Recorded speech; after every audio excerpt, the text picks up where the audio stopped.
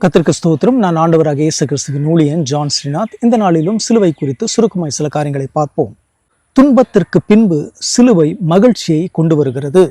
எபிரேயர் 12ஆம் அதிகாரம் 2ஆம் வசனத்திலே, அவர் தமக்கு முன் வைத்திருந்த சந்தோஷத்தின் பொருட்டு அவமானத்தை எண்ணாமல் சிலுவையை சகித்து தேவனுடைய சிங்காசனத்தின் வலது பாரிசத்தில் வீற்றிருக்கிறார் என்று வாசிக்கிறோம்.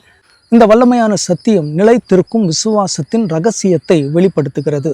சிலுவை என்பது துன்பத்தை பற்றியது மட்டுமல்ல, அது வரவிருக்கும் மகிழ்ச்சியை பற்றியதும் ஆகும்.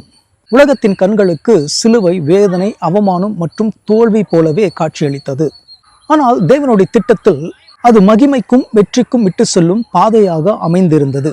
சிலுவையில் இன்னும் ஆழமான ஒன்று நிகழ்ந்து கொண்டிருந்தது.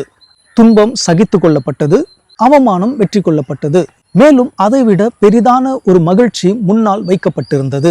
இயேசு கிறிஸ்து வேதனையின் மீது தன் கவனத்தை செலுத்தவில்லை, அதையும் தாண்டி வரவிருக்கும் மகிழ்ச்சியின் மீதே அவர் தன் கவனத்தை செலுத்தினார்.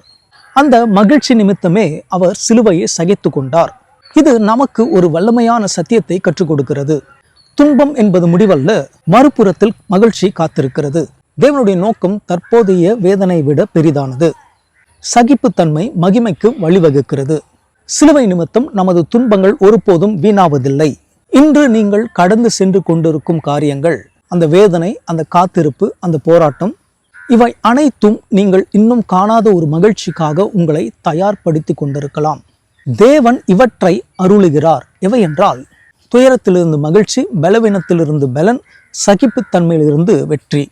சிலுவை என்பது துன்பத்தின் அடையாளம் மட்டும் அல்ல, அது மகிழ்ச்சிக்கான பாதையாகும். ஒவ்வொரு நாளும் இது நமக்கு நினைவூட்டப்படுகிறது. என்னவென்றால், துன்பத்திற்கு பின்பு மகிழ்ச்சி வருகிறது என்பதாய். உங்கள் வாழ்க்கையில் நீங்கள் எதிர்கொள்ள வேண்டியிருக்கும் எந்த கடினமான சூழலை தேவன் வாக்களித்துள்ள மகிழ்ச்சியின் மீது உங்கள் கண்களை பதித்தவாறு நீங்கள் எதிர்கொள்ள வேண்டும்.